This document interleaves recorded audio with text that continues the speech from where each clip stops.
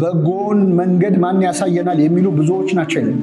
አሁን እኛ እዚህ ቁጭ ብለን ብዙ ዓመት የተማርነውን ትምህርት በደንብ ስናላምጥ በቃለ እግዚአብሔር ረሃብ እየተሰቃዩ ያሉ ሰፈራችን ውስጥ ድንጋይ ላይ ቁጭ ብለው ዛሬ ቀኑ እንዴት ለመሄድልኝ እስከ ማታ የት ልሂድ ደግሞ ብለው የተጨነቁ እና ብንላቸው ይመጡ የነበሩ ግን ማናመጣቸው ሰዎች ፍላጎትም የለንም። በነገራችን ላይ ለእግዚአብሔርም የሚሆኑ አይመስልንም። የሆኑ ሰዎች አይሷ አሁን መጣ አሁን ሰው ልትሆን ነው ምንላቸው ሰዎች አሉ።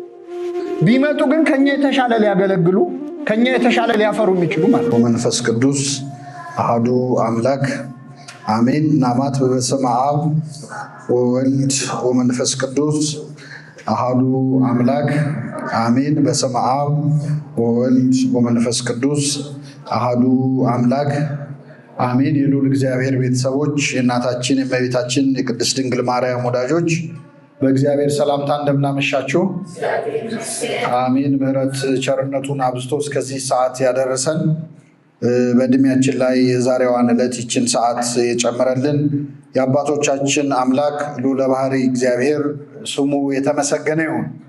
እግዚአብሔር አምላካችን በቀሪው ሰዓት ከመካከላችን እንዲሆንልን፣ እንዲያስተምረን፣ እንዲመክረን፣ እንዲገስጸን የእርሱ ቅዱስ ፈቃድ ይሁንልን።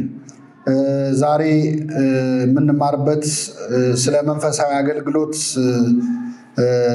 ስለሆነ ፊልጶሳዊ አገልግሎት በሚል ርዕስ እንማራለን።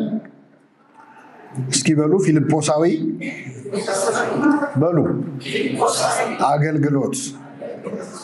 የሐዋርያት ሥራ ምዕራፍ 8 ከቁጥር 26 ጀምሮ እኛ ኢትዮጵያውያን ሁሉ ክርስቲያን የሆንበት ክርስትና ወደ ሀገራችን የመጣበት የመጀመሪያው ኢትዮጵያዊ ሐዋርያ እና ኢትዮጵያዊ ክርስቲያን ቅዱስ ባኮስ ኢትዮጵያዊ ጃንደረባ ያመነበት የተጠመቀበት መንፈሳዊ አገልግሎት ለመጀመሪያ ጊዜ በሀገራችን የተሰራው የቅዱስ ፊልጶስ አገልግሎት ነው። የዲያቆኑ የፊልጶስ አገልግሎት ነውና ይህንን ምዕራፍ ከአገልግሎት አንጻር ማለት ከታሪክ አንጻር ፊልጶስ ማን ነው? ኢትዮጵያዊ ጃንደረባ ማን ነው? የተፈጸመው ምስጢር እንዴት ተፈጸመ? ይሄ ራሱን የቻለ ሌላ ትምህርት ነው። ነገር ግን እንደ አገልጋይ ደግሞ በቤተክርስቲያን በሰንበት ትምህርት ቤት እና በልዩ ልዩ መዋቅሮች በክህነት ለምናገለግል ወንድሞች እህቶች ፊልጶስ እንደ አገልጋይ ምንድነው እኛን የሚያስተምረን እና ይህን ምዕራፍ እንደ አገልግሎት ትምህርት ዛሬ እንማራዋለን። እግዚአብሔር አምላካችን በቸርነቱ እንዲያስተምረን እንዲመክረን የእርሱ ቅዱስ ፈቃድ ይሁንልን። ለማስታወስ ያክል ሙሉ አንቀጹን አነበዋለሁ። የጌታም መልአክ ፊልጶስን ተነስተህ በደቡብ በኩል ከኢየሩሳሌም ወደ ጋዛ ወደሚያወርደው ምድረ በዳ ወደሆነ መንገድ ሂድ አለው። ተነስቶም ሄደ። እነሆም ህንደኬ የተባለች የኢትዮጵያ ንግሥት አዛዥና ጃንደረባ የነበረ በገንዘቧም ሁሉ የሰለጠነ አንድ የኢትዮጵያ ሰው ሊሰግድ ወደ ኢየሩሳሌም መጥቶ ነበር ይላል። ሲመለስም በሰረገላ ተቀምጦ የነቢዩን የኢሳይያስን መጽሐፍ ያነብ ነበር። መንፈስም ፊልጶስን ወደዚህ ሰረገላ ቅረብና ተገናኝ አለው። መንፈስም ፊልጶስን ወደዚህ ሰረገላ ቅረብና ተገናኝ አለው። ፊልጶስም ፈጥኖ ደርሶ የነቢዩን የኢሳይያስን መጽሐፍ ሲያነብ ሰማው። ፊልጶስም በውኑ የምታነበውን ታስተውለዋለህን አለው። ጃንደረባውም የሚያስተምረኝ ሳይኖር በምን አውቃለሁ አለው። ወደ ሰረገላውም ወጥቶ አብሮት ይቀመጥ ዘንድ ፊልጶስን ለመነው። ያነበው የነበረ የመጽሐፉ ቃልም እንዲህ የሚል ነበር። እንደ በግ ወደ መታረድ ተነዳ፣ የበግ ጠቦትም በሚሸልተው ፊት እንደማይናገር እንዲሁ አፉን አልከፈተም። በውርደቱ ፍርዱ ተወገደ፣ ሕይወቱ ከምድር ተወግዷልና ትውልዱንስ ማን ይናገራል? ጃንደረባውም ለፊልጶስ መልሶ ነቢዩ ይህን ስለማን ተናግሮታል? ስለ ራሱ ነው ወይንስ ስለሌላ? እባክህ ንገረኝ አለው። ፊልጶስም አፉን ከፈተ። ከዚህም መጽሐፍ ጀምሮ ስለ ኢየሱስ ወንጌልን ሰበከለት። በመንገድም ሲሄዱ ወደ ውሃ ደረሱ። ጃንደረባውም እነሆ ውሃ እንዳልጠመቅ የሚከለክለኝ ምንድን ነው አለ። ፊልጶስም በፍጹም ልብህ ብታምን ተፈቅዷል አለው። መልሶም ኢየሱስ ክርስቶስ የእግዚአብሔር ልጅ እንደሆነ አምናለሁ አለ። ሰረገላውም ይቆም ዘንድ አዘዘ። ፊልጶስና ጃንደረባውም ሁለቱም ወደ ውሃው ወረዱ፣ አጠመቀው። ከውሃው ከወጡ በኋላ የጌታ መንፈስ ፊልጶስን ነጠቀው። ዳግመኛም ጃንደረባው ሁለተኛ አላየውም፣ ደስ ብሎት መንገዱን ይሄድ ነበርና ይላል። ስለ ቃሉ የአምላካችን ስም የተመሰገነ ይሁን። እንግዲህ ይህ አሁን ያነበብነው ክፍል የሀገራችን ኢትዮጵያ ክርስቲያን ለመሆኗ እኛም አሁን በዚህ ስፍራ እዚህ ለመሰብሰባችን ምክንያት የሆነ የአንድ ኢትዮጵያዊ የጥምቀት ታሪክ ክርስትናን የተቀበለበት ታሪክ ነው። በዚህ ታሪክ ላይ የመጀመሪያው መንፈሳዊ አገልጋይ ሆኖ የተቀመጠው በእኛ ታሪክ ላይ ከሰባቱ ዲያቆናት መካከል አንዱ የሆነው ቅዱስ ፊልጶስ ነው። ዲያቆን ቅዱስ ፊልጶስ ነው። ቅዱስ ፊልጶስ ከሰባቱ ዲያቆናት መካከል አንዱ ነው። ከሰባቱ ዲያቆናት መካከል የምናውቀው በሰማዕትነት ያረፈ ከሱ ቀድሞ ስሙ የተጠቀሰ ሌላ አባት ወይም ሌላ ሐዋርያ ሌላ ቅዱስ አለ። ማን ነው? ቀዳሜ ሰማዕት ቅዱስ እስጢፋኖስ አለ። እንግዲህ ከሰባቱ እግዚአብሔር ስድስቱን ተጠቅሞባቸው በጣም በርካታ ስራ ሰርተዋል። ከሰባቱ አንዱ ግን ኒቆላዎስ የሚባል ዲያቆን መጨረሻ ላይ ከሃዲ ሆኖ የራሱ የምንፍቅና ትምህርት ፈጥሮ ተወግዞ ከቤተክርስቲያን ተለይቷል። በዮሐንስ ራእይ ላይ የኒቆላውያንን ትምህርት እንዳትከተሉ፣ የኒቆላውያንን ትምህርት አልተከተልክምና አመሰግናለሁ እያለ ለፊልድልፊያ ቤተክርስቲያን መልአክ እግዚአብሔር ምስጋና ሲያቀርብ እናገኛለን። ስለዚህ ከሰባቱ አንዱ መንገድ ስቶ ወድቋል። የመጀመሪያው ግን በዲያቆናት ዝርዝር መጀመሪያ ላይ የተቀመጠው ቀዳሜ ሰማዕት ሊቀ ዲያቆናት ቅዱስ እስጢፋኖስ በሰማዕትነት አርፏል። ከእስጢፋኖስ ቀጥሎ መጀመሪያ ስሙን የምናገኘው ዲያቆን ፊልጶስ ነው። ከሐዋርያት ሥራ ምዕራፍ 7 ጀምራችሁ ስታነቡ ፊልጶስ በስደት ነው የወጣው። ቀዳሜ ሰማዕት ቅዱስ እስጢፋኖስ እንደሞተ እንደምታውቁት በቤተ ክርስቲያንም ታላቅ ስደት ሆነ ይላል። ክርስቲያኖች እግሬ አውጪኝ ብለው በቅርብ ወዳገኟቸው ሀገራት ሁሉ ሸሽተው ነበር እና ፊልጶስም የሸሸው ወደ ሰማርያ ነበረ። ሰማርያ ተብላ በምትጠራው የአሕዛብ ሀገር እንግዲህ ወደ ሰማርያ አትግቡ ተብሎ ኢትሁሩ ፍኖተ ሳምር ወይም በሰማርያውያን መንገድ አትሂዱ ብሎ ጌታ አዞ ነበር። አሁን ግን በአደባባይ እስከ ምድር ዳርቻ ድረስ ምስክሮቼ ትሆናላችሁ፣ በኢየሩሳሌምም በይሁዳም በሰማርያም እስከ ምድር ዳርቻ ድረስ ነው የሚለው። ስለዚህ ወደ ሰማርያ ሄዶ ማገልገል የሚቻልበት ዘመን ነው። ክርስቶስ ፈቅዷል። ስለዚህ ፊልጶስ ወደ ሰማርያ ሄዶ ሰበከ። በጣም ብዙ ክርስቲያኖችን አፈራ፣ አስጠመቀ። ከዛ ዝናው ገነነ። በጣም ዝነኛ ሆነ፣ ተወዳጅ ሆነ። ልክ ዝናው ሲገን እግዚአብሔር ይበቃል፣ አሁን ደግሞ ወደ ምድረ በዳ ሂድ አለው ይላል። ወደ ምን ሂድ? እግዚአብሔር ክብራችን፣ ዝናችን በተለይ በመንፈሳዊ አገልግሎት የምንመሰገነው ምስጋና፣ የምንወደደው ተወዳጅነት ከመጠን እያለፈ ሲመጣ ከርኅራኄው የተነሳ ያስቆመዋል። ምክንያቱም ሰው ወይም ፍጡር ምስጋና መቋቋም አይችልም። ከሆነ በላይ ስንመሰገን ራሳችንን እንረሳለን፣ የተነሳንበትን እንረሳለን፣ ራሳችን ያደረግነው ይመስለናል። እግዚአብሔር በእኛ ተጠቅሞ የሰራውን ስራ እኛ የሰራ ነው ይመስለናል። ስለዚህ አስቆመ ማለት ነው። በሰማርያ ዝነኛ ሲሆን ይበቃሃል አለውና አሁን ደግሞ ወደ ምድረ በዳ ሂድ አለው። የመጀመሪያው ገና ምዕራፉን ማንበብ ሳንጀምር ፊልጶስ እሺ ብሎ ከዝና ካለበት ክብር ካለበት ከሰማርያ ወደ ምድረ በዳ ሄደ ማለት። ብዙ ጊዜ ሰው ከተወደደበት ቦታ ሲነሳ ደስ ይለዋል አይለውም። አበሻ ምቀኛ ነው። አሁን ሰው ወደደኝ ብላችሁ ነው። አሁን እንደው ምን አለ ትንሽ ብቆይ ደና ሰው ሲወደኝ ሲለምድልኝ ነው የሚለው አይደለ? ወይ ደግሞ ያሳምጻል። ይኸው በአሰራር በምን አሳበው አነሱኝ ከቦታዬ። ሰው ሲወደኝ ምቀኛ መቼስ አይጠፋም ነው የምንለው እኛ። እንደዚህ አይነት አገልጋይ የለም። በፈለገው ጊዜ እግዚአብሔር ከዚህ ቦታ አንስቶ ወደ ሌላ ቦታ ሊወስደን ይችላል አይችልም? ይችላል። ግን እኛ አንፈልግም።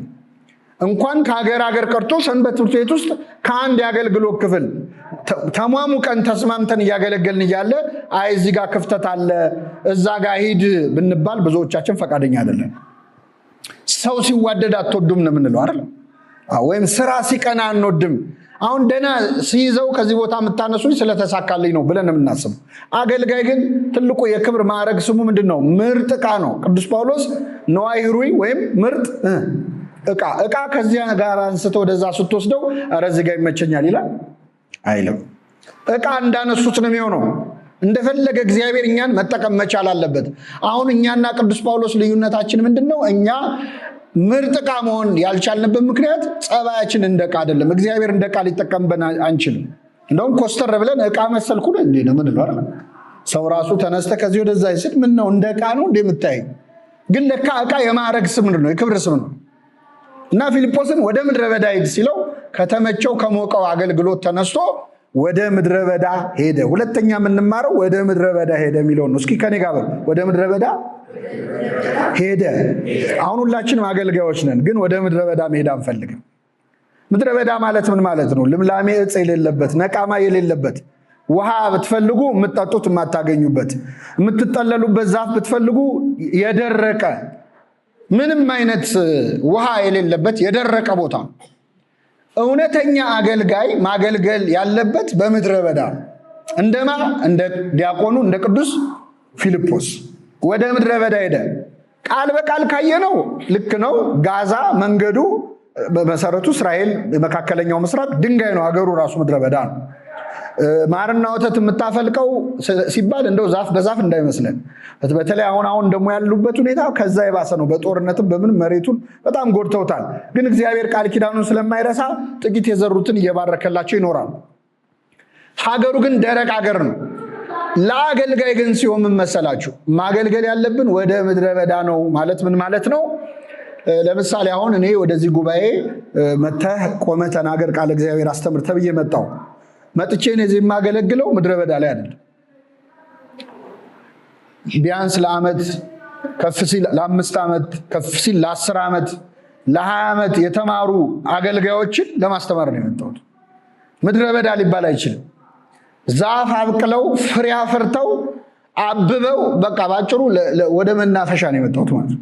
እየሰማችሁ ቃለ እግዚአብሔር ያልደረሰው ሰው እዚህ መሃል የለም። ብዙ ትምህርት ተምሮ የጠገበ እንደውም ትምህርት ኢቫሉዌት የሚያደርግ የዛሬው ትምህርት ጥሩ ነው የዛሬው ግን ቀዝቀዝ አለ የሚል እንዲህ ከሚለው ይሄን ጥቅስ ቢጠቅሰው ጥሩ ነበር የሚል ሰው ምድረ በዳ ሊባል አይችልም። የምድረ በዳ አገልግሎት ማለት በህይወቱ ቃለ እግዚአብሔር ሰምቶ የማያውቀን ሰው ማሰማት ማለት ነው። በየሰንበት ትምህርት ቤቱ የዞሩ ማስተማር፣ በየማህበራቱ የዞርን ማስተማር፣ በየአጥቢያው የዞርን ማስተማር፣ ይሄ የምድረ በዳ አገልግሎት አይደለም።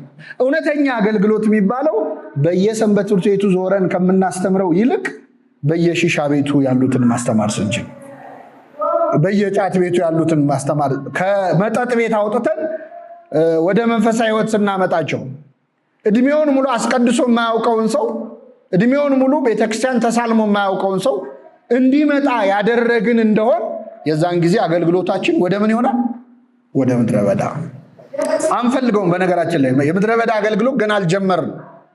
የተተከለውን ነው የምንኮተኩተው፣ የተተከለውን ነው የምናርመው። ኦልሬዲ አምነው ወደ ቤተክርስቲያን የመጡትን ሰዎች ነው የምናስተምረው። በዚህ ሰዓት በጎን መንገድ ማን ያሳየናል የሚሉ ብዙዎች ናቸው። አሁን እኛ እዚህ ቁጭ ብለን ብዙ ዓመት የተማርነውን ትምህርት በደንብ ስናላምጥ በቃለ እግዚአብሔር ረሃብ እየተሰቃዩ ያሉ ሰፈራችን ውስጥ ድንጋይ ላይ ቁጭ ብለው ዛሬ ቀኑ እንዴት ነው የሚሄድልኝ እስከ ማታ የት ልሂድ ደግሞ ብለው የተጨነቁ እና ብንላቸው ይመጡ የነበሩ ግን ማናመጣቸው ሰዎች አሉ። ፍላጎትም የለንም። በነገራችን ላይ ለእግዚአብሔርም የሚሆኑ አይመስልንም። የሆኑ ሰዎች አይሱ አሁን መጣ አሁን ሰው ልትሆን ነው የምንላቸው ሰዎች አሉ። ቢመጡ ግን ከኛ የተሻለ ሊያገለግሉ ከኛ የተሻለ ሊያፈሩ የሚችሉ ማለት ነው። እና ሁለተኛ እንዳገልጋይ ራሳችንን የምንመዝነው አገልግሎቴ ፊልጶሳዊ ነው ወይ ለማለት የምንገመግመው ወደ ምድረ በዳ ሂድ የሚለውን የመንፈስ ቅዱስ ወይም የእግዚአብሔር መልአክ ቃል ማስታወስ ነው ማለት ነው። እስኪ በሉ ወደ ምድረ በዳ ሂድ። ስለዚህ መዝሙር የሚችለውን ከማስጠናት በህይወቱ ዘምሮ የማያውቀውን ሰው እንዲዘምር ብናረገው፣ ቃለ እግዚአብሔር የተማረው እንዲሰማ ማድረግ ጥሩ ነው። ግን የሚበልጠው ሰምቶ የማያውቀው የተጠማ አለ። በትንሽ ቃል እግዚአብሔር ልቡ የሚሰበር ሰዋል። እኛውን ለምደን እንግዲህ ጴጥሮስ አይታችኋል። ዶሮ ሲጮህ ሰምቶ ነው አይደል ያለቀሰው? ዶሮ ሲጮህ ሰምቶ ንስሐ ገባ። እኛ ስንት ዶሮ ሲጮህ ሰምተን? ዶሮ ማለት ሰባኪያ ማለት ነው። የዶሮ ጩኸት ማለት መንፈስ ቅዱስ ነው። በነቢያት አድሮ የተናገረው መንፈስ ቅዱስ ነው በወፍ የተመሰለው። የዶሮ ጩኸት ንስሐ አስገባው። እኛ ግን የዶሮዎቹን አጫጫ እያወዳደረ አቤት የዛሬው አጫጫ በጣም ትንሽ ሰዓቱን ደግሞ ባያረዝመው የዛሬው ደግሞ እያልን ቅኔ ላይ ነው ያለ ነው ማለት ነው። ይሄ ሆስፒታል ውስጥ ያለ ባክቴሪያ አለ መድኃኒት የማይጠቅመው ማለት ነው።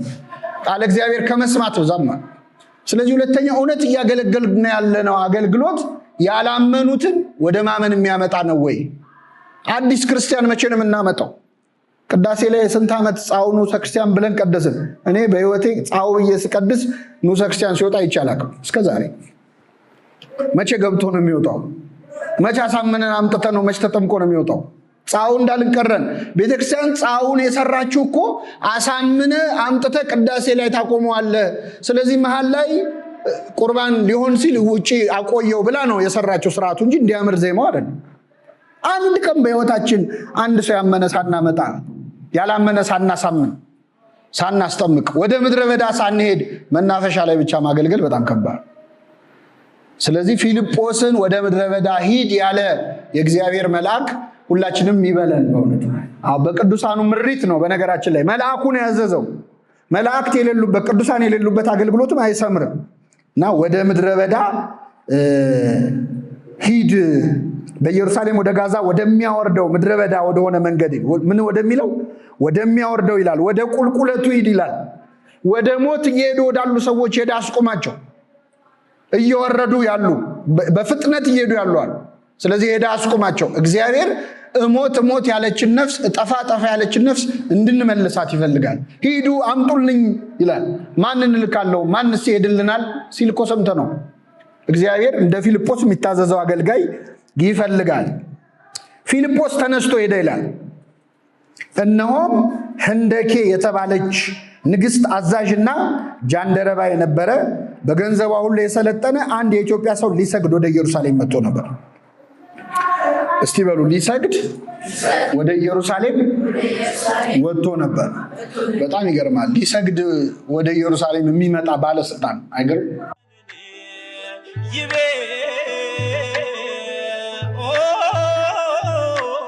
ጃንደረባው ግን ምን ሊል ሄዶ ነበር?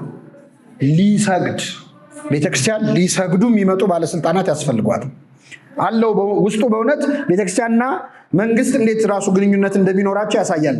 ጥቂት አነሳዋለሁ ወረድ ብዬ። ሲመለስም በሰረገላ ተቀምጦ የነቢዩን የኢሳያስን መጽሐፍ ያነብ ነበር። ይህ ሰው ባለስልጣን ነው፣ ባለጸጋ ነው። ከኢትዮጵያ ኢየሩሳሌም ድረስ የሚሄድበት ትራንስፖርት በግሉ የሚሄድ ሰው፣ በግል ፕሌን እንደሚሄድ በሉት። በዛን ጊዜ የራሱ ብራና አለው። ማተሚያ ቤት የለም። መጽሐፍ ቅዱስ የራሱ ትንቢተ ኢሳያስ አለው። እያነበበ ነው እና ባለስልጣን ነው። በሰረገላ ተቀምጦ የነቢዩን የኢሳያስን መጽሐፍ ያነበር። መጽሐፍ ቅዱስ የሚያነቡ ባለስልጣኖች ጸሎት እያደረጉ መንፈሳዊ ጉዞ ተጉዘው ሲመለሱ ዳዊት እየደገሙ የሚመጡ ባለስልጣኖች ነበሯት ኢትዮጵያ። ይገርማል። መንፈስም ፊልጶስን ወደዚህ ሰረገላ ቅረብና ተገናኛ ነው ይላል መንፈስ ቅዱስ። ፊልጶስም ሮጦ የነቢዩን የኢሳያስን መጽሐፍ ሲያነብ ሰማው። ፊልጶስም ሮጠ። ሶስተኛው ነው ወደ ምድረ በዳ መሄድ አልኳቸው። ሶስተኛው ፊልጶስም በሉ እስኪ ሮጠ። በጣም የሚገርም ነው። ሶስተኛው ፊልጶሳዊ አገልጋይ ማለት የሚሮጥ አገልጋይ ወደ ሰረገላው ሮጠ። ይሄ በጣም ይገርማል። ሰረገላ ማለት ምን ማለት ነው? መኪና በሉት ካነሰ 2 አለዚያ 4 አለዚያ 6 እስከ 8 ድረስ ፈረሶች ከፊት እየበረሩ እየጋለቡ የሚወስዱት መኪና ማለት ነው። ሰረገላው በፍጥነት እየሄደ ፊልጶስ ሮጠ፣ ደረሰበት ሰረገላው ላይ። ሰረገላ ላይ ሮጦ የሚደርስ አገልጋይ ያስፈልጋል ማለት ነው። አሁን ያለንበት ዘመን ትውልዱ በፍጥነት እየሮጠ ነው። በፍጥነት በሚሄድ ሰረገላ፣ በፍጥነት በሚሄድ ቴክኖሎጂ፣ በፍጥነት በሚሄድ ሚዲያ፣ በፍጥነት በሚሄድ የሙዚቃ ኢንዱስትሪ፣ በፍጥነት በሚሄድ የፊልም ኢንዱስትሪ፣ በፍጥነት በሚሄድ የዝሙት ኢንዱስትሪ እየፈጠነ ነው። ዓለም ስራዋን እየሰራች። የመጠጡ አይነት ከ1000 በላይ ነው። በፍጥነት መጠጡ በስቷል፣ ዝሙቱ በስቷል፣ ጭፈራው በስቷል። ሰውን ና ብሎ የሚወስደው ሰረገላ ብዙ አይነት ነው። ምንድነው ማድረግ ያለብን? በሰረገላው ፍጥነት መሮጥ አለብን። መራገም አይደለም። ይሄ የማይረባ ትውልድ ማለት ነው። አገልጋይ በሰረገላው ፍጥነት መሮጥ አለብን። አመልጠውናል። አሁን እኛ በእኛ እድሜ እንኳን የእኛ ታናሾች የሚያወሩት ወሬ አይገባን። ትውልዱ እኮ ሄዷል እኮ ጥሶን እኮ ሄዷል ብለህ ከምትቆም ሩጥ እና ድረስበት። እንደ ፊልጶስ መሮጥ ማለት ፊዚካሊ መሮጥ ማለት አይደለም። ከኛ ያነሱት ወይም የሚመጣው ትውልድ የሚያስበው ምንድነው? የሚያስበው ምንድነው? ጭንቀቱ። አሁን እኮ ተላለፍንም እኛ የምናስተምረውና ትውልዱ የጨነቀው ሌላ ጉዳይ ሊሆን ይችላል። ምንድነው እየፈተነ ያለው ኃጢአት? በትውልዱ ፍጥነት መሮጥ ያስፈልጋል። ወደ ሰረገላው ሮጠ ይላል። ወደ ሰረገላ የሚሮጥ አገልጋይ ያድርገን እግዚአብሔር። አሁን እኛ ወደ ሰረገላው አይደለም የምንሮጠው፣ ሰረገላው ነው እኛን የሚያሯሩጥ፣ እኛን የምናመልጠው። በሚያሳዝን ሁኔታ ምዕመናን መጥተው እንዲማሩ እንጂ እኛ ወደ ምዕመናን ሄደን ማስተምረን እንኳን እናውቅ። በጣም ይገርማል። የት ነው እስቲ? ይኸው እኔም እዚሁ ሰንበት ትምህርት ቤት ያደግኩት፣ እናንተም እዚሁ ነው የምታገለግሉት። መቼ ነው እስቲ በየመንደሩ ሄደን ሰውን ያስተማሩ? ኑና ተማሩ የሚል ማስታወቂያ እንለጥፋለን። ተመዝገቡ እንላለን። ምዝገባ አልቋል እንላለን። ጌታ ያለው ሂዱና ምን በሉ እስኪ በሉ፣ ሂዱና አስተምሩ። እኛ ግን ኑና ተማሩ ነው። ጌታ ካለው በተቃራኒ ነው የምንሰራው። ወደ ሰረገላው አልሮጥም። አይው እዚህ ግቢ መጥቶ አንድ ሰው ግራ ገብቶ ቁጭ ብሎ ከጧት እስከ ማታ ቢቀመጥ ምን ነው ምን ሆንክ የሚለው አለ? የለም። ምን ነው ወንድሜ ምን ሆነሽ ነው እህቴ የሚለው የለም። ሰረገላው ጽድቆ ቀርቶብን ኧረ እዚህ መጥተው ቤተክርስቲያን መጥተው የሚያናግራቸው ያጡ የተጨነቁ በጣም ብዙ ሰዎች አሉ። ፊልጶስ ግን ሮጦ ደረሰበት ይላል። ወደ ሰረገላው ሮጦ ደረሰበት። ስንት ሰውን ለማናገር ነው የሮጡ? መልሱልኝ። አንድ ሰው ለማስተማር አሯሩጦ ነው የደረሰበት። ምን አይነት እንደው ትሁት ዲያቆን ነው! አሁን እኔ አንድ ሰው ሂድና አስተምር ተብዬ ብጠራ ሊያውም ሮጠ ድረስበት ተብዬ ማለት ኧረ በፍጹም እንደዚህ አይነት መናናቅም የለም። ከፈለገ ሮጦ ይምጣ አይደል እንጂ እኔ ሮጬማ አላስተምርም። ክብሬን ጠብቄ ነው ማስተማር የምፈልገው። እንደዚህ ነው የኛ አገልግሎት። ሮጦ ደረሰ። ልቡ እስኪፈርስ ሮጦ ሰው ለማዳን አንድ ሰው ለማዳን። አሁን ለአንድ ሰው እኛ መች ምን እናስባለን? ግን አንዲትም ነፍስ ዋጋ አላት። አንድ ሰው ለማዳን ሮጠ። ግን በጣም ይገርማል። ፊልጶስ ሮጦ የደረሰው ጃንደረባው ላይ እንዳይመስላችሁ የኢትዮጵያ ሕዝብ ላይ ነው። እሱ ሮጦ እሱ ላይ ባይደርስበት ኖሮ ዛሬ እኛ ክርስቲያኖች እንሆን ነበር? አንሆንም። ለካ ሮጦ የደረሰው አንድ ነፍስ ላይ አይደለም፣ መላው አፍሪካ ላይ ነው የደረሰው። አያችሁ፣ ለአንድ ሰው መዳን የምናደርገው ትጋትና ጭንቀት የብዙ ሰዎች መዳን ምክንያት ሊሆን ይችላል። ለአንድ ሰው የሚነገረው ቃል እግዚአብሔር በጣም ብዙ ሰዎች እንዲድኑ ምክንያት ሊሆን ይችላል። እኛ አሁን አንድ ሰው ከሆነ ዋጋ የሌለው ይመስላል። ግን ለካ አንድ ሰው ላይ የምትደክሙት ድካም ብዙ ሺህ ሰዎች ጋር ሊደርስ ይችላል። እና ወደ ሰረገላው ሮጦ ደረሰበት፣ አንድን ሰው አናገረ ማለት ነው። ይሄ በጣም በጣም አስገራሚ ነው። ከዛ ደረሰና ምንድን ያደረገው? ወደ ሰረገላው ቀረበና አናገረው ጃንደረባው። ፊልጶስም ሮጦ የነቢዩን የኢሳያስን መጽሐፍ ሲያነብ ሰማውና በውኑ የምታነበውን ታስተውለዋለህን አለው ይላል። እስኪ በሉ የምታነበውን ታስተውለዋለህን? አዎ ጠየቀው። ጃንደረባውን ጠየቀው። ሲጠይቀው ምን አለ? እርሱም የሚመራኝ ሳይኖር እንዴት ይቻለኛል? እዚህ ላይ እኔ ኢትዮጵያዊ መሆኑን እጠራጠራለሁ። ይሄ ሰውዬ ለምን አሁን አንድ ኢትዮጵያዊ የምታነበው ይገባሃል ቢባል ምንድን ነው የሚሰማው? እስቲ አሁን ወደዚህ የመጣችሁ በታክሲ ወይ በመኪና ነው ወይ በእግራችሁ ብቻ መንገድ ላይ ቁጭ ብላችሁ እያነበባችሁ አንድ የማታውቁት ሰው መጥቶ ይገባሻል ግን የምታነብ ቢላችሁ ምን አገባህ ነው አይደለ? አዎ በጣም ትዕቢተኞች እኮ ነን እኛ። የማናውቀውን ነገር ራሱ የማናውቅ መስለን መታየት አንፈልግም። ማንበብ መጽሐፍ የማይችል ሰው ራሱ መጽሐፍ ይዞ እንደሚያነብ ነው የሚሆነው። አንዲት እናት እንደውም አንድ ሰውዬ ማንበብ መጽሐፍ አይችልም እና ጋዜጣ ይዞ ቁጭ ይላል። ከዛ አንድ ቀን መለስ ብለው ሲያዩት ዘቅዝቆታል ጋዜጣው። ኧረ ፊደሉ ፈሰሰ አሉት። ገልብጠው ወደ ላይ አድርገዋል። አላዋቂ ሆነን ግን አላዋቂ መስሎ መታየት አንፈልግም። እኔ በቃ በትክክል በትትና ከጠየቀን የምንጠይቀው አንድ ነገር ነው። እሱም ስንት ሰዓት ነው ብለን አሁን ስንት ሰዓት ነው እሷን እንጠይቃለን። ከዛ ውጭ ግን አላዋቂ መስሎ ከመታየት ሞት ነው የምንመርጡ። እምታነበውን ታስተውለዋለህን ሲለው የሚመራኝ ሳይኖር እንዴት ይቻለኛል? ግን ምን አሳየን? የሚመራኝ ሳይኖር እንዴት ይቻለኛል? እችን ቃል በሉ። የሚመራኝ ሳይኖር እንዴት ይቻለኛል? ይገርማቸዋል። ይሄ የኢትዮጵያ ኦርቶዶክስ ተዋሕዶ ቤተክርስቲያን ምዕመናን ድምፅ ነው። የምዕመናን ድምፅ ነው። የሚመራን ሳይኖር እንዴት ይቻለናል? መቼ አስተማራችሁን? ሁሉም ምዕመናን እኮ ይህን ይላሉ። ቀረብ ብላችሁ ጠይቋቸው። እንዴት እናውቃለን? እኛ እኮ አልተማርን። መራ አስተምሩን እባካችሁ። እኛንም አናስተምራቸው። አይገባህም ትለዋለህ። የሚያስረዳኝ ሳይኖር እንዴት ይቻለኛል? ብዙ ምዕመናን ማንም ያስተምረን እያሉ ነው ከሃይማኖቱ የሚወጡት። ከዚች ኦርቶዶክሳዊ ተዋሕዶ ቤተክርስቲያን አውቀው ይመስላችኋል ሰው ከዚች ቤተክርስቲያን የሚወጣው? ይጠብቅና ሲያየን አናስተምረውም ይወጣል። ቢያይ እናገለዋለን፣ አንቀበለውም። ስለዚህ ይወጣል። ጠዋት ይመጣል፣ ቅዳሴው በግዕዝ ነው፣ አይገባውም። እና ተሰጦ እናስተምር የሚል የለም። ስለዚህ አይቶ የሚያስረዳኝ ሳይኖር እንዴት ይቻለኛል ብሎ ይወጣል። ይህ የኢትዮጵያ ኦርቶዶክስ ተዋሕዶ ቤተክርስቲያን ምዕመናን ድምፅ ነው። በነገራችን አለማወቃቸው የሚቆጫቸዋል። ትልልቅ አባቶች አሁን ትምህርት ሲሰሙ አሁን እኔ እስከዚህ ዕድሜ ድረስ ይህንን ሳላቅ መቆየቴ ይላል። እንደው እኮ እናንተ እኮ ግፍ አለባችሁ ሳታስተምሩን ይላል። የሚያስረዳኝ ሳይኖር አቤት ሰንበት ትምህርት ቤት ያለበት ዕዳ እንጠየቃለን እኮ። በነገራችን ላይ እኛ እንደ ቀልድ የምናውቀውን ነገር የሆነ ሰው ያውቀው ቢያውቀው እንደ ትልቁ ቀኑን ሙሉ ሲያወራ ይውላል። አይገርምም እያለ ለሰው ያወራዋል። እኛ እኮ እናውቀዋለን፣ አላምጠን ነው ጠግበነዋል። ራሱ እንዲህ አይነት ስሜት የለም ውስጣችን። የሚያስረዳኝ ሳይኖር እንዴት ይቻለኛል? የምታውቋትን እንኳን ነገር ለሌላው ሰው የመናገር ዕዳ አለብን እኮ። ትንሽም ይሁን ብዙም ይሁን ማለት የሚመራኝ ሳይኖር እንዴት ይቻለኛል? ነቢዩ ይህን ስለማን ተናግሮታል? ስለ ራሱ ነው ወይስ ስለሌላ አለ። የተማረ ሰው ጥያቄ ነው። ደረቅ ጥያቄ አይደለም የጠየቀው። ለጃንደረባው ለፊልጶስ የጠየቀው ምርጫ ነው። ነቢዩ ይህን ስለማን ተናግሮታል? ስለ ራሱ ነው ወይስ ስለሌላ?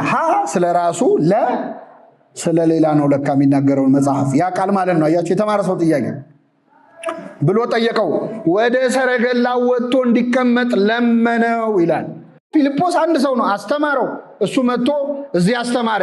ይሄ አዳራሽ ተሰራ፣ ይቺ ቤተ መቅደስ ተሰራች፣ ቆራቢያን ሆንን፣ ባለማተብ ሆንን።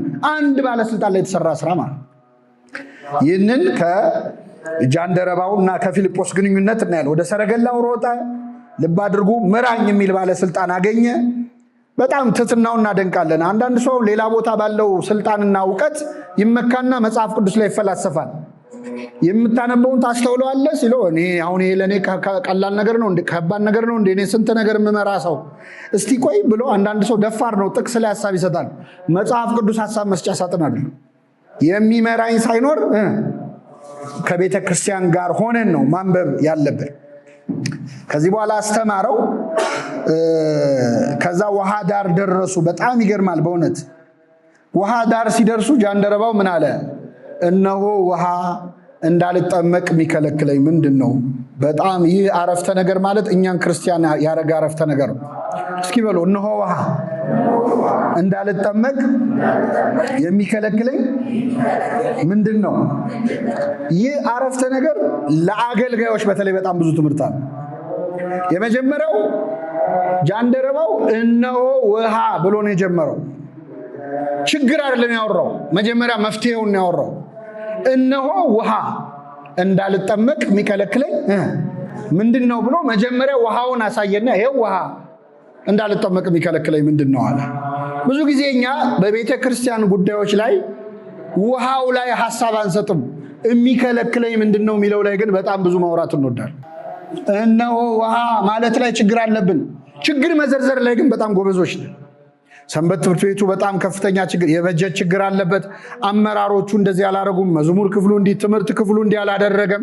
ሰበካ ጉባኤው በቃ ምን እናድርግ? ራሳችን እናጥፋ? አገር ለቀን እንውጣ? ምንድን ነው ሀሳቡ?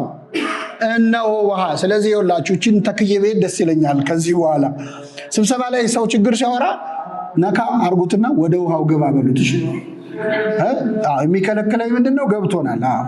ውሃው ምንድን ነው? ሁሉም የቤተ ክርስቲያን ችግር በጃንደረባው አነጋገር መፈታት ይችላል። ለምሳሌ እነሆ ውሃ እንዳልጠመቅ እነሆ ስልክ ምን እንዳልን የሚከለክለኝ መልሱ እንጂ እነሆ ስልክ እንዳልደወል እነሆ መጽሐፍ አይሰማም የሚከለክለኝ እነሆ ወንበር እንዳልቀመጥ እነሆ ቤተ መቅደስ እንዳላስቀድስ እነሆ ንስሐ አባት ንስሐ እንዳልገባ እነሆ ከበሮ ምን እንዳልን እንዳልመታ የሚከለክለኝ እነሆ መድረክ እንዳላገለግል።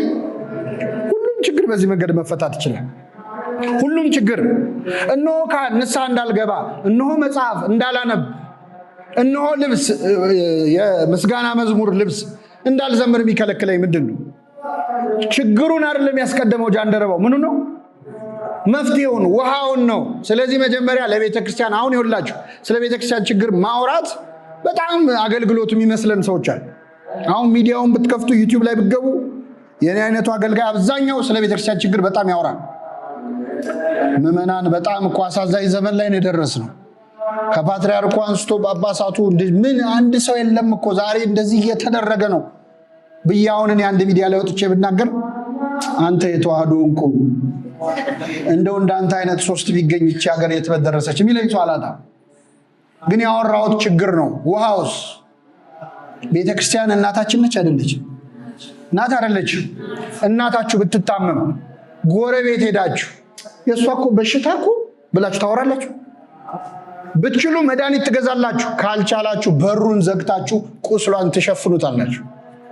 ህመሟን ትደብቃላችሁ። እምነባህ ብለን አይደል የምንገባው? እናታችን እኮ ነች ቤተክርስቲያን።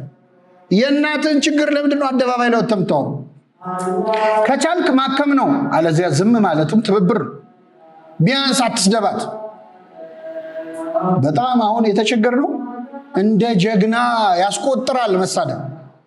በተለይ ቤተክርስቲያንን ማቃለል እንዲህ እኮ ስለሆነ ነው እንዲህ ስለሆነ ሰንበት ትምህርት ቤት አመራር ይመረጥ ይባላል። እጅ አውጥተን እንመርጣቸዋለን። በተመረጡ በማንግስቱ ያስጠሉናል። አመራሩ ነው ምንለው ራሱ ስንጠራቸው ከኛ ጠገብ እኮ የተነሱ ልጆች ናቸው። ምንም የሆነ በማግስቱ የሆነ አውሬ ሆኖ አያድሩ። እኛ የመረጥናቸው ሰዎች እንጠላቸዋል። መዝሙር ክፍሎች ምናምን ክፍሎች ምናምን ብንባባለው በጣም ይገርማል። እና እነሆ ውሃ እንዳልጠመቅ የሚከለክለኝ ምንድነው? ነግሮን ሄደ። ፎርሙላ ሰጥቶን ሄደው። ይሄ ሰው ቀላል ሰው አይደለም። ኢትዮጵያዊ ጃንደረባ እነሆ ውሃ ሳትሉ ስለሚከለክላችሁ ነገር አታውሩ።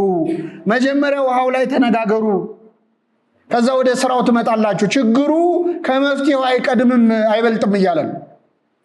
እና ነዋማይ መኑ ይከላአኒ ተጠምቆ እነሆ ውሃ እንዳልጠመቅ የሚከለክለኝ ምንድነው አለ። እዚህ ላይ ወዲያው መወሰኑ ትትናውን አያችሁ። አሁን ባለስልጣን ነው።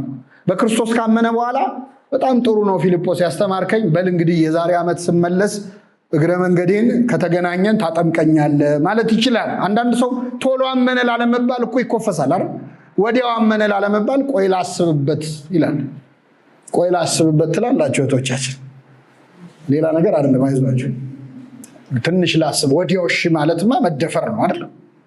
ጃንደረባው ግን እነሆ ውሃ። ኢትዮጵያ ውሃ ስታይ ጥምቀት ትዝ የሚላት ሀገር ነች ለካ። ውሃ ስታይ እንዳልጠመቅ የሚከለክለኝ ምንድን ነው አለ። በፍጹም ልብ ብታምን ተፈቅዷል አለ። ኢየሱስ ክርስቶስ የእግዚአብሔር ልጅ እንደሆነ አምናለሁ አለ። ከመቼው ጸሎት ሃይማኖት አርቃቂ ሆነ? አይገርምም?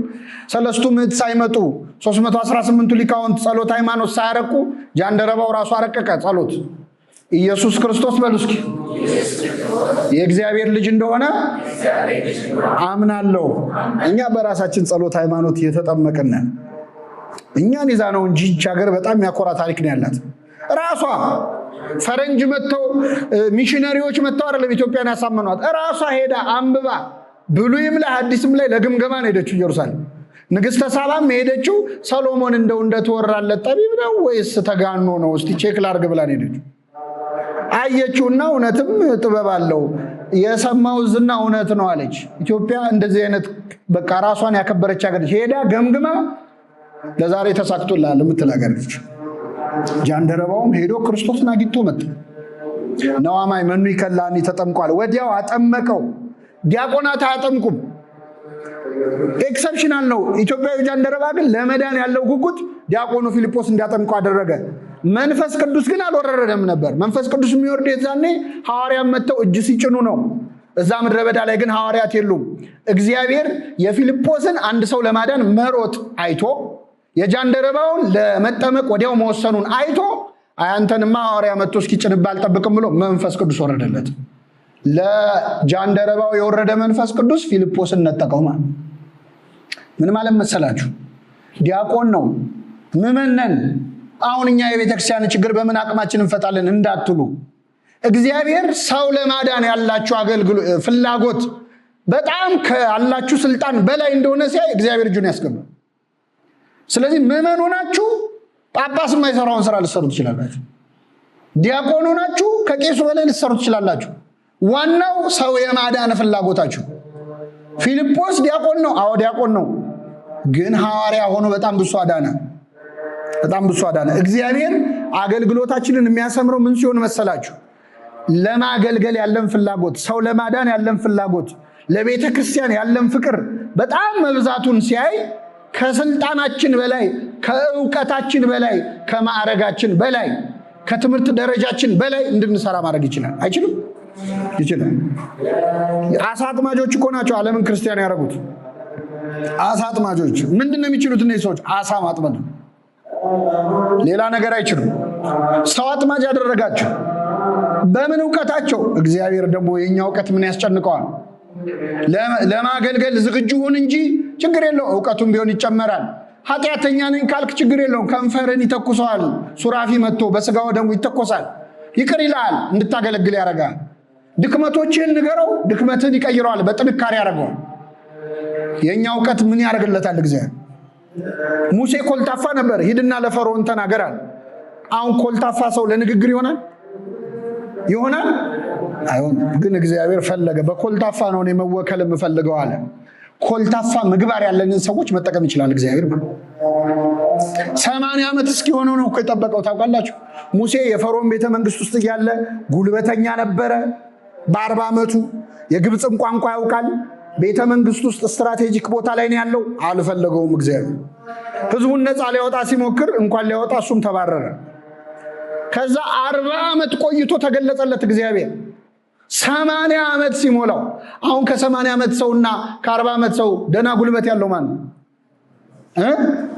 አልፈልግም አለ እግዚአብሔር። ቆይ 80 ይሙላ አንተ። 80 ሲሞላው ሞራሉ ጠፍቶ ጡንቻው ጉልበቱ በቃ ከሟሸሸ በኋላ ያገለግለኝ ዘንድ ህዝቤን ልቀቅ ብለህ ለፈርዖን ተናገራ። እኔ ማነኝ ህዝብን ነፃ ማውጣው? አሁን ገና ተመቸው እግዚአብሔር። አያችሁ እኔ ማነኝ የሚሉ ሰዎች ናቸው እግዚአብሔር ማገልገል የሚችሉት። እኔ ያላገለገልኩ ማን ያገለግላል የሚሉ ሰዎች 80 ዓመት እስኪሞላቸው መጠበቅ አለበት። ኮንፊደንስ የሚባል ነገር ለአገልግሎት አይሆን፣ በጣም መጥፎ ነው። በፍጹም ልብ በእግዚአብሔር ታመን እንጂ በራስ ማስተዋል አትደገፍ ይላል እግዚአብሔር። የኛ እውቀት፣ የኛ የሥራ ልምድ፣ የኛ ዲግሪ፣ የኛ ፒኤችዲ ምናምን ብዙም አይጠቅመውም። የሚጠቅመው ልባችን ነው፣ የማገልገል ፍላጎታችን። እኔ ማን ነኝ? ኧረ ኮልታፋ ነኝ።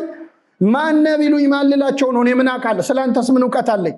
እኔ እውቀት የለኝ፣ ምግባር የለኝ፣ ጸጋ የለኝ የሚል ሰው በቃ አሁን እግዚአብሔር ለአገልጋይነት ይመርጠዋል ማለት ነው። እንችላለን እኛ ስንት ነገር የምናውቅ ሰዎች። አሁን ይሄ ለእኛ ሙዝ መላጥ እኮ ነው፣ ቀላል ነው ካልክ ሙዝን ትልጣለህ፣ ግን አታገለግል። እግዚአብሔር እችላለሁ በሚሉ ሰዎች ስራ ሰርቶ አያውቅም። ስራ ሰርቶ አያውቅም። በደካሞች ቅኔው ይገርማል። አንዳንድ እግዚአብሔር የሚመርጠውን ነገር ይገርማል። ኮልታፋውን ተናጋሪ አደረገው። ኤልያስ በተራበ ጊዜ ምግብ አቅራቢዎቹ ጠዋትና ማታ እየመጡ የሚያቀርቡለት ቁራዎች ነበሩ። እየሰማችሁ ካልጠፋ አስተናጋጅ እግዚአብሔር ማንን የመረጠው? ቁራውን። እስቲ እንደው እንዴት ነው አስተናጋጅ የሚሆን? ደግሞ የሚያቀርብለት ስጋ ነው። የቁራ ዋነኛ ምግቡ ምንድን ነው? ስጋ። ቁራ ማለት የሚበር ጅብ ማለት ነው፣ ሆዳም። እንደሱ ስጋ የሚወድ የለም። እግዚአብሔር ከፈለገ ግን በጠዋትና ማታ ቁርስና ራትህን ቁራ እንዲመግብ ማድረግ ይችላል። ማለት ከሆዳሞች ነጥቆ ሊያበላህ ይችላል። በጣም ይገርማል። ይሄ ስላልገባን ነው በነገራችን ላይ አገልግሎታችን በጣም የሚደክመው። እኛ የምንሰራው ይመስለናል። እኛ የምንሰራው ሲመስለን እኛ እንደማንሰራው እስኪገባን ድረስ አገልግሎቱ አይሳካም። የተሻለው እንደውም እባክህ አገልግሎቱን አንተ አስምረው ማለት የጀመርን እንደሆነ እና ፊልጶስን ከስልጣኑ በላይ እንዲሰራ እግዚአብሔር ፈቀደለት። ከአቅማችን ከእውቀታችን በላይ እንድንሰራ ማድረግ የሚችለው ማን ነው? እግዚአብሔር ነው። ይሄ እኛ መሀል አይደል እንደ ያደገው እነዚህ እዚህ ገሊላ አይደሉ እንዴ ይህን ቋንቋ እንዴት ቻሉ የሚባሉ አገልጋዮች የሚወጡት በትህትና ብቻ ነው። ኧረ እኔ ለእኔ ቀላል ነው ካልክ ቀላል ሆነ ትቀራለህ። ይሄ በጣም የሚገርም ነው። በጣም የሚደንቅ ነው። የፊልጶስን የማገልገል ጸጋ እግዚአብሔር በቸርነቱ ያደለን። በጣም የሚገርመው ፊልጶስ ወደ ጃንደረባው ከመምጣቱ በፊት የነበረው የት ነው ብያችኋለሁ? ረሳችሁት? የት ነው የነበረው? ሰማሪያ። ሰማሪያ የሄደው ለምንድን ነው? ከየት ነው የመጣው? ከኢየሩሳሌም። ከኢየሩሳሌም በምን ምክንያት ነው የመጣው? አቤት። አይ በምን ምክንያት ወጡ? ክርስቲያኖች በምን ምክንያት ተሰደዱ? ቅዱስ እስጢፋኖስ ምን ስላለ? ስለዚህ በስደት ነው የወጣው። ጃንደረባውን ሲያገኘው ግን ስለዚህ ጉዳይ ያነሳው ነገር አለ የለም። ለምን መሰላቸው ይህን የምለው? ሐዋርያት ሥራ ምዕራፍ 7 ላይ በቤተ ክርስቲያን ታላቅ ስደት ሆነ፣ የተበተኑት ሁሉ ወንጌልን እየሰበኩ ዞሩ ነው የሚለው። እስኪ በሉ በቤተ ክርስቲያን ታላቅ ስደት ሆነ። ታሪኩ የሚጀምረው ቤተ ክርስቲያን ስደት ላይ ነች። ክርስቲያኖች እየተገደሉ ነው። የዛኔ የተገደለባቸው የተሳደዱ ክርስቲያኖች ሁሉ ወንጌል እየሰበኩ ዞሩ ይላል። ቤተ ክርስቲያን ላይ መከራ ሲመጣ የአገልግሎት ማቆም ሀሳብ ያለው ሰው አለ። አሁን ምን ስብከት ነው? አሁን በዚህ ጊዜ ቤተ ክርስቲያን ስደት ላይ ሆና የምን ስብከት ነው የሚል ሰው፣ የምን መዝሙር ነው የሚል አላሉ። ቤተ ክርስቲያን ስደት ላይ ሆና ሲሰብኩ ነበር። አንድ ሁለተኛ ጃንደረባውን ሲያገኘው ችግር አላወራለት። አሁን ጃንደረባው ሲያነብ ሲያገኝ ምንድን ነው የምታነበው? አይ ትንቢተ ኢሳይያስ። አይ ምን አንተ እንደ በግ ለመታረድ ተነዳ ትላለህ? አሁን የእኔ ጓደኛ አብሮ አደጌ እስጢፋኖስ የሚባል በድንጋይ ቀጥቅጠው ጣሉት ቢለው ጃንደረባው እነሆ ኃይላ ሰረገላውን ቶሎ አፍጥኑት ነው የሚለው አይደል? ገና ባላመነው ነገር ሪስክ መስማት አይፈልግም። ስለ መከራ አላወራለት። ለምን መሰላችሁ ይህንን የምለው? አንዳንዴ ቤተክርስቲያን ምዕመናን ተስፋ እስኪቆርጡ ድረስ የሆነ ችግር ሲፈጠር ችግሩን ማጋነን ላይ በጣም ጎበዞች ነው። በጣም ጎበዞች ነው። ምን አሁን ቤተክርስቲያን ስደት ላይ ናት፣ ምን መዝሙር ምን ያስፈልጋል? ስብከት ምን ያስፈልጋል? ህንፃ ቢሰራ ምን ዋጋ አለው? እዛ ክርስቲያኖች እየተገደሉ። አዎ የሞቱ ሰማዕታት የሆኑ ነው፣ በረከታቸው ይደረብን። ግን ስብከቱ አይቆምም፣ አገልግሎቱ አይቆምም። እንደውም ክርስቲያኖች የሰማዕትነትን ዘመን የቀደሙት ክርስቲያኖች ዘመነ ሰማዕታትን ለአገልግሎት ነው የተጠቀሙበት። ሩቅ አትሂዱ። ግብፃውያን 21 ክርስቲያኖች የተገደሉበትን ታሪክ አይታችኋል አይደል? ከዛ ከነሱ በኋላ ደግሞ ኢትዮጵያውያንና ኤርትራውያን ደገሙት፣ ሰማዕታት ሆኑ። አሁን ያለንበት አዳራሽ የምን ሰማዕታት አዳራሽ ነው የሚባለው? የሊቢያ ሰማዕታት። በረከታቸው ይደርብን። ግን እኛ የተጠቀምንበትን መጠንና የግብጾቹን ብታዩት ተቃጥላችሁ ነው የምትሞቱት። ግብፃውያን 21 ክርስቲያኖች ተገደሉባቸው፣ ሰማዕታት ሆነው ሲሆኑ የመጀመሪያው የ21ዱ ቤተ ክርስቲያን አንድ ላይ አለ፣ ትልቅ ሰርተዋል። በጣም የሚያምር ትልቅ ካቴድራል። የ21ዱ ሰማዕታት እኛ በሚያሳዝን ሁኔታ ስማቸውን አናውቀውም። ታውቃላችሁ? እስቲ አንድ የምታውቁ ካለ ንገሩ። ካወቃችሁ ወይ ሰፈራችሁ ቂርቆስ አካባቢ ጎረቤታችሁን አውቃችሁ አናውቀውም። እነሱ ስማቸውን አይደለም ቤተ ክርስቲያን ሰርተዋል። ቤተሰቦቻቸውን በሙሉ በደንብ ተንከባክበው ይዘዋል። አልፈው ተርፈው ኢትዮጵያ ለሞቱት ከግብፅ መጥተው ኢትዮጵያ የሞቱትን አፈላልገው የተገኙትን ለቤተሰብ የግብፅ ቤተክርስቲያን እርዳታ አድርጋለች። ክርስቲያን ማለት ድንጋይ ሲወረወረበት በተወረወረው ድንጋይ ቤተክርስቲያን የሚሰራ ነው። እድሉን ለምን እንጠቀመው ብለው እና በጣም የገረመኝ አንዱ ሰማዕታት ከሞቱት መሃል ባሏ የተገደለባት እሷ ነፍሰ ጡር ናት፣ ልትወልድ ቀርባለች። ባሏ ሰማዕት ሆኖ ሞታ እና ምን ይሰማሻል በባልሽ አሟሟት ስትባል ምንድን ያለችው? የገደለውን ሰውዬ ባገኘው እጁን ስመዋለሁ፣ እኔን የሰማዕት ሚስት ልጄን የሰማዕት ልጅ አደረገልኝ አለች። ክርስትና ማለት ይሄ ብቻ ራሱ ተሰምቶ ሰውን ክርስቲያን ያደርጋል። ለምንድን ነው የምንላችሁ? በየጊዜው ቤተክርስቲያን ክፉ ነገር ይገጥማታል። ለምን? የክርስቶስ አካል ነቻ። በዓለም ሳላችሁ መከራ አለባችሁ፣ አይዟችሁ እኔ ዓለምን አሸንፌዋለሁ። ዓለም ቢጠላችሁ አትደነቁ፣ ከእናንተ ቀድሞ እኔን ጠልቶኛል ብሏል ጌታ። መስቀል ላይ ተናዞልን ወደኛ ያሻገረው ይህ ጽዋ ከኔ ትለፍ ያለው መከራ ነው። ቤተክርስቲያን ሁሌ መከራ ላይ ነች። ግን መከራዋን ለአገልግሎት እኛ አንድ መዝሙር አልዘመርንም ለነሱ። የሊቢያ ሰማዕታት መዝሙር የምናውቀዋል የለም። ፊልጶስ ግን ወንድሙ ተገሎ ጃንደረባውን ሰብኮ እኛን ክርስቲያን አረገ። ኧረ የምን ስብከት ነው? እኔ የገዛ ወንድሜ ሞቶ ሊስቱ ላይ ደግሞ ሁለተኛ እሱ ነው፣ ቀጣይ እኮ እኔ ነኝ ብሎ ቁጭ ማለት ይችላል። ግን መከራ ላይ ሆኖ በማስተማሩ እኛ ክርስቲያን መሆን ቻል። የሚባክን የአገልግሎት ቀን የለማ። እኛ ስንዝረከረክ፣ እኛ ንዝላል ስንሆን የሆነ ሰው ይድን የነበረ ሳይድን ያድራል። አገልግሎት ማለት እንደዚህ ነው። ጥድፊያ ያስፈልገዋል። አሁን በጣም የአገልግሎት ጊዜ እናባክናለን። አመራር ወይ ሰንበት ትምህርት ቤት አገልግሎት ላይ እንሰበሰባለን። ስብሰባ ስራ ለመስራት ማስተካከያ ነው እንጂ ራሱ ስብሰባው ራሱ አገልግሎት አለ። ተሰብስበን አውርተን ምናምን በቃ ይህን ጉዳይ እስቲ እስከ ሳምንት እናስብበት ብለን ሳምንት ሙሉ ከርመን በሳምንቱ እንመጣለን። 6 ቀን ካለፈ በኋላ በሰባተኛው ቀን ተገናኝተን የባለፈው ስብሰባ አጀንዳ ምን ነበር እስቲ ትዝ የሚለው እንባባል። እኔ እናንተ ለሁለተኛ ጊዜ ስብሰባ ላይ እስክንገኝ እኮ የፈጀነው ጊዜ እግዚአብሔር ዓለምን ፈጥሮ የጨረሰበት ነው። በ6 ቀን በ6 ቀን አይደል የተፈጠረው? እግዚአብሔር ሰማይና ምድርን በሰራበት ቀን እኛ አንድ ጉዳይ መቋጨት አቅቶን ይሄ ቆይ ትንሽ ይጠና እንላለን። ደግሞ ራሳችንን ስንሸነግል ማለት ይታሰብበት፣ ረጋ ብለን እናስብ። ምንም አናስበውም እኮ ስንወጣ ደርሷል። አላገጥን እኮ አገልግሎት ላይ። ትክክለኛው አገልግሎት ዳዊት ያለን ነው። ለዓይኖቼ እንቅልፍ በሉ እስኪ ለሽፋሽፍቶቼ እረፍትን አልሰጥም። ለያዕቆብ አምላክ ማደሪያ እስካገኝ ድረስ አለ። ለያዕቆብ አምላክ ለእግዚአብሔር ማደሪያ የሚሆኑ ነፍሳትን ወደ ቤቱ እስክናመጣ ድረስ፣ ቤተክርስቲያንን ችግሮቿን እስክንፈታ ድረስ ለዓይኖቻችን እንቅልፍ ለሽፋሽፍቶቻችን እረፍት መስጠት የለብንም። እንቅልፍ መታጣት አለብን። ለአገልግሎት የሆነ ሰዓት መቀነስ አለብን። ትዝ ሲለን አይደለም እናገለግል።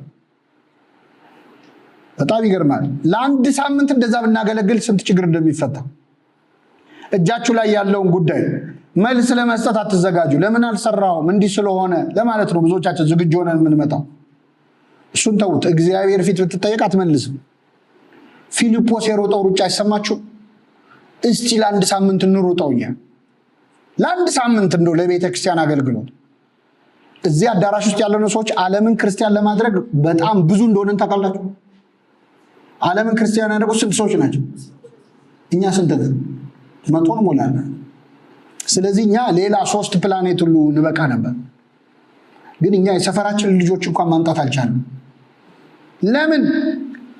ከነሱ የሚያመልኩትን ነው እኛም የምናመልከው አይደለም። ግን እነሱ ጋር ያለ የአገልግሎት ቅናት የለም። እኛ እርስ በርስ ምናምን እንጨቃጨቅኛ። በጣም የሚገርም ነው። እና ፊልጶስ አንድ ሰው ሆኖ የሰራው ስራ ነው። በሰማዕትነት ዘመን አስተምሮ ሰው ማዳን መቻሉ እጅግ እጅግ በጣም ትምህርት የሚሰጥ ነው። ጥቂት ነገሮች ሊጨምርላችሁና አጠቃልላለሁ። ፊልጶሳዊ አገልግሎት ከሚለው ትንሽ ያራቁ የተወሰኑ ሐሳቦች ልንገራችሁ። ብዙ ጊዜ እኛ እድሎቻችንን አንጠቀምም። ጌታችን መድኃኒታችን ኢየሱስ ክርስቶስ ምን አለ? ቀን ሳለ የላከኝን ስራ ላደርግ ይገባኛል። ለምን? ማንም ሊሰራባት የማይችላት ሌሊት ትመጣለችና አለ።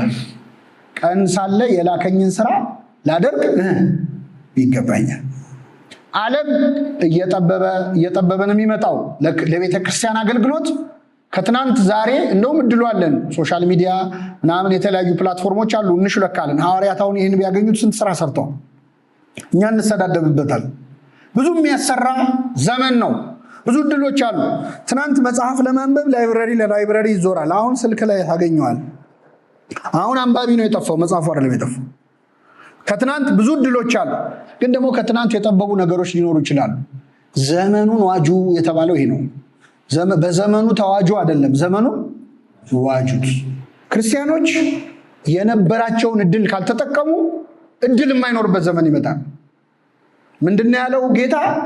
ቀን ሳለ የላከኝን ስራ ልሰራ ይገባኛል። ማንም የማይሰራባት ሌሊት ትመጣለች። ለምሳሌ እዚህ ደብር እያለን በምናገለግል ሰዓት ብቸኛ አዳራሻችን ይህች አዳራሽ ነች። አሁን መማር ብትፈልጉ መማሪያ ቦታ ስንት አለ? 4 አለ። አሁን እየተማሩ ነው። 4ቱም ላይ አይደለም። 4ቱ ባዶ ቦታዎች ያስጠይቁናል ማለት ነው። በአጭሩ ያስጠይቁናል።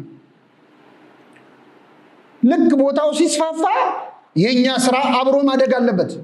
በፊት በቦታ ማጣት የቀሩ አገልግሎቶች አሁን ቦታ አለ ከተባለ ባዶ አድርገን እንድታሞቀው አይደለም፣ እንድትሰራበት። እንደዚህ አይነት የአገልግሎት ቁጭት ከሌለን አሁን እኛ ካላገለገልን፣ አሁን ካላስተማርን እንዴት ነው የሚሆነው? ሰው እኮ ጠፍቶ እያለቀ ዓለም መናፍቃን ሰው ማስካዳቸውን አላቆሙም። 24 ሰዓት ይሰራሉ። ሰይጣን ወደ ዘፈን፣ ወደ ጭፈራ፣ ወደ ስካር ሰው መውሰዱን አላቆምም። እኛንን ወደ ንስሐ መውሰድ ያቆም ነው እና በጣም እጃችን ላይ ወደቀችና ቤተክርስቲያን በእውነት የትልቅ ቤተክርስቲያን ትንንሽ ልጆች ስለሆነ በጣም ብዙ ችግሮች ከቁጥጥር ውጭ ሳይወጡ ማስተካከል እየቻለን እኛንን ከቁጥጥር ውጭ የምናወጣቸው። ልክ ሲወጡ ሰልፍ እንወጣለን። ተገፋን ምናምን የሚል የ3 ቀን ጉባኤ እናዘጋጃለን። ከዛ እንረሳዋል። ጌታ ግን ምንድን ያለው? ቀን ሳለ የላከኝን ስራ ላደርግ ይገባኛል። ማንም ሊሰራባት የማይችል ሌሊት ትመጣለችና። ሌሊት የተባለው እንግዲህ እንደዚህ ነው ይላችሁ። ብዙዎቹ የቤተክርስቲያን ችግሮች መፈታት ሲችሉ የተባባሱ ናቸው። አሁንም እጃችን ላይ ያሉ ችግሮች አሉ፣ ግን ስለ መፍትሄያቸው አናወራ። ቀላል ምሳሌ ልስጣችሁ። ለምሳሌ ህገወጥ አጥማቂያን ችግር ይታያል በቤተክርስቲያን። በእኛ እድሜ ላለፉት 10 ዓመታት 15 ዓመታት 20 ዓመታት 30 ዓመታት ይሄ ችግር ነበር አልነበረም? ነበረ። የቤተክርስቲያንን ህግ የጣሱ የማጥመቅ አገልግሎት የሚሰሩ ሰዎች ነበሩ። በእነዚህ 30 ዓመታት እኛ የቤተክርስቲያንን ህግ የጠበቀ የማጥመቅ አገልግሎት እንዲሰጥ የሰራ ነው ስራ ምንድን ነው? ምንም።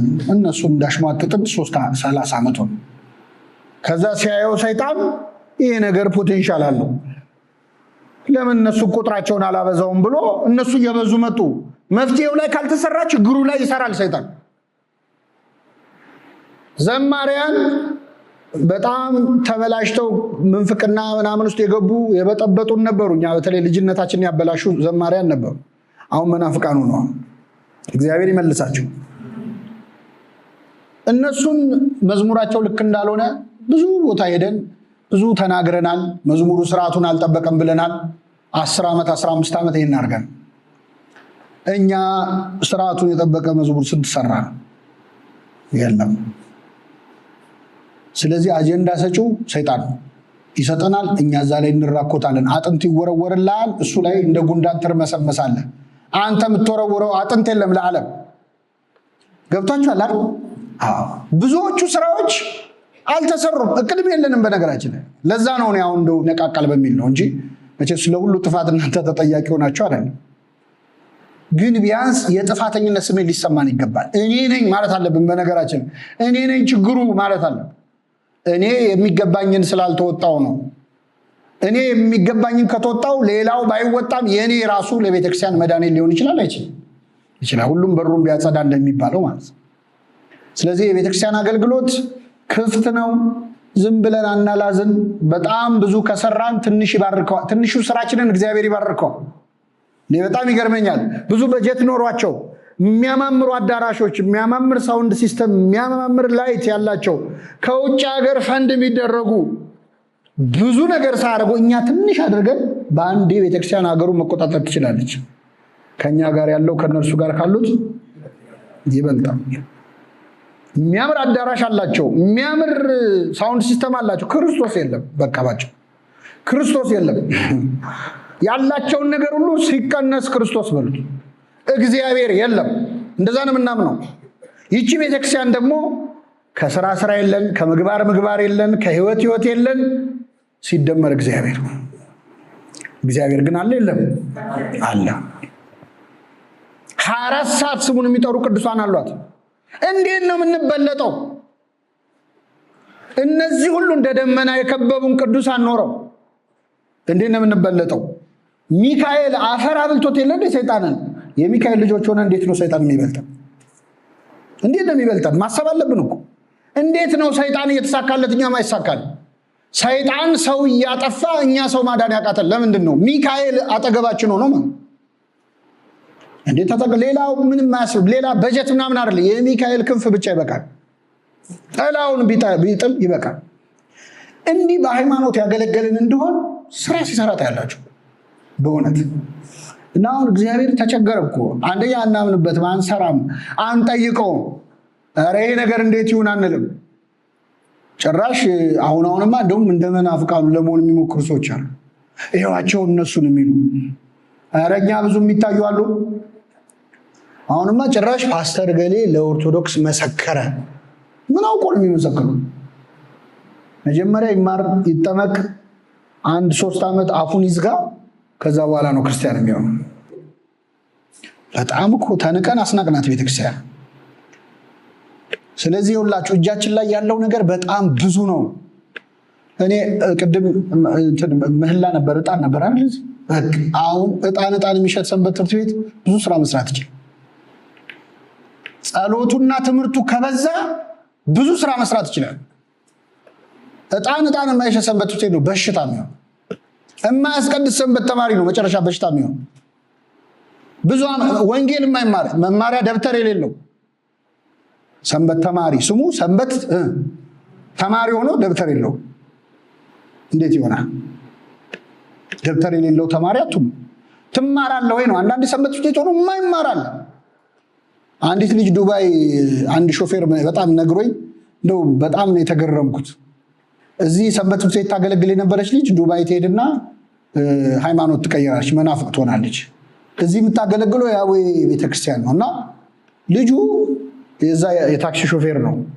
አገኛትና ጠየቃት። ለእኔ ነው የሚነግረኝ። አገኘዋትና ያዌ የሰንበት ተማሪ የነበረች ልጅ እዚህ አግኝቻት ምነው አመጭም ስላት አይኔ እኮ አሁን ገብቶኛል በርቶልኛል አለች። ለምን?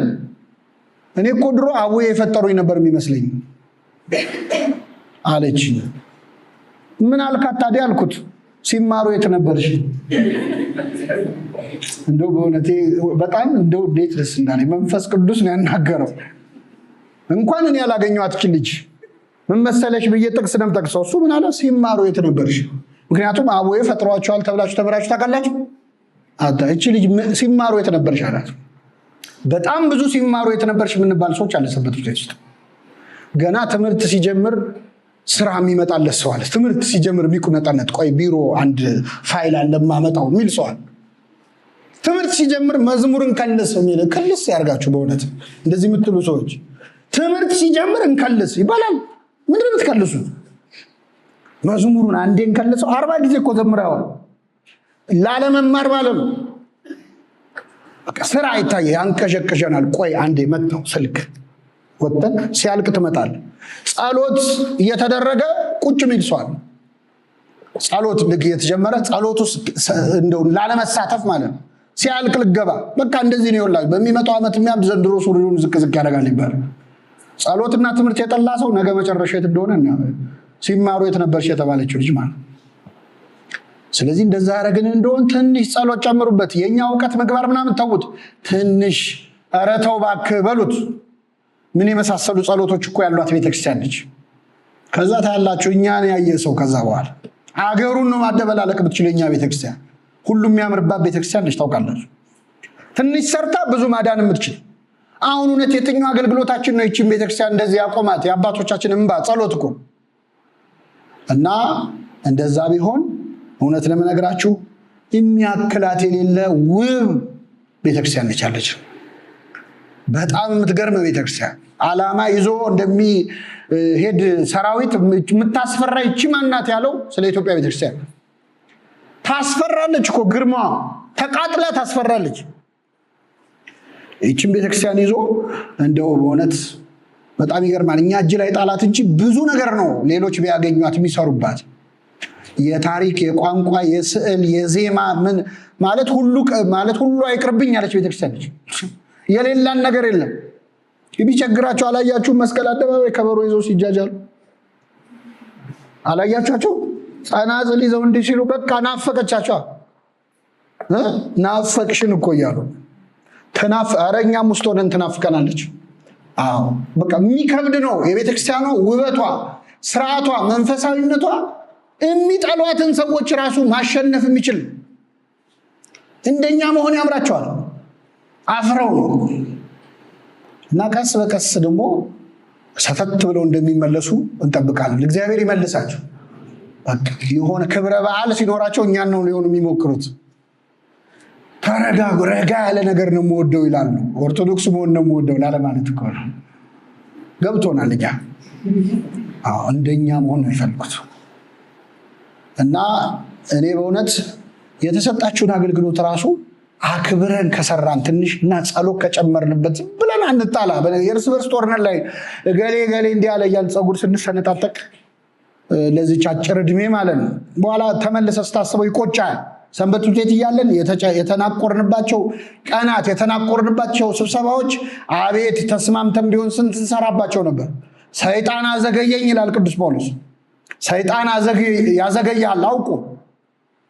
እንትና ግን ምን ለማለት ፈልጋ ነው ስብሰባ ላይ እንደዛ አለች ይላል በጆሮ። በቃ ምን ለማለት ፈልጋ ነው ስትል ወር ተፈጃል። ከዛ ምን እንደማለት እንደፈለገች ሲገባ ስራው ሳይሰራ ዘግይቷል። እንደዚህ ነው። በቃ ገሌ ነው ክሬዲት ምናምን፣ ገሌ ነው ያመጣው ሐሳብ፣ የገሌን ሐሳብ ላለመቀበር የኔ ሐሳብ ምናምን ስንለየው ስንት ያገልግሎት ጊዜ ባከነ። ሰይጣን ጠራርጎ ነው የሚወስድ፣ እንዳንድ ነው የሚያይ። አለቀ። ቢቻለው ክርስቲያኖች በሚለው ማተብ ባሰር ነው በተጠመቅ ነው ብቻ አንድ ላይ ነው ሊያጠፋን የሚፈልገው። እኛንን አንድ ላይ መስራት ያልቻል። ሰይጣን አንድ ላይ ነው ማጥፋት ነው የሚፈልገው። እና ትንሽ ሰብሰብ ብለን ልባችንን ሰብስበን ከቅዱሳን ጋር የነበር ከአምላክ ለምንድን ነው ከኛ ጋር መሆንን የማናየው? ጌዲዮን እንዳለው እግዚአብሔር ከኛ ጋር ከሆነ ለምን ይሄ ደርስብናል እንዳለው ጠይቁት። ስንጠፋ አይገድህም ምን በሉት። ጌታ ወይ ስንጠፋ አይገድህም፣ ይሄ ሁሉ ትውልድ ሲጠፋ አይገድህም ወይ? ኃይል ስጠን እስቲ በሉ። ከዛ ታዩታላችሁ በጣም በትንሽ ስራ ብዙ በረከት ይመጣል። እና ሰንበት ትምህርት ቤታችንን አገልግሎታችንን እኔ የሆነ ጠበል ተጠመቁ። እኔ አሁን የገባኝ በነገራችን 7 ቀን 14 ቀን ሰንበት ተማሪ ተሰብስቦ ጠበል ቢጠመቅ አቤት አገልግሎቱ እንደሚስተካከል ማለት። የሚጮህ ይጮሃል፣ ዝም የሚለው ዝም ይላል። ከዛ በኋላ አገልግሎት ይህ ጸሎት ሲጀምር ውጣ የሚል ካለ አድራሻ ጸበሉ ጋር ሂድ ጨርስ። እንደዛ ኪዳን አድርሱበት። በጠዋት ኑና ጠበል ተረጩበት። የማህበር ጸሎት አድርጉ። ቃለ እግዚአብሔር ተነጋገሩ፣ እርስ በርሳችሁ በመንፈሳዊ ቅኔ ተነጋገሩ እንዳለው እንደዛ የሆነ እንደሆነ ያጓጓል፣ ነፍሱ ትደሰታለች። ትንሹን ስራ እግዚአብሔር እየባረከው ብዙ ይሰራል። አገልግሎታችንን ፊልጶሳዊ ያድርግልን። የሰማነውን በልቡናችን ያሳድርብን።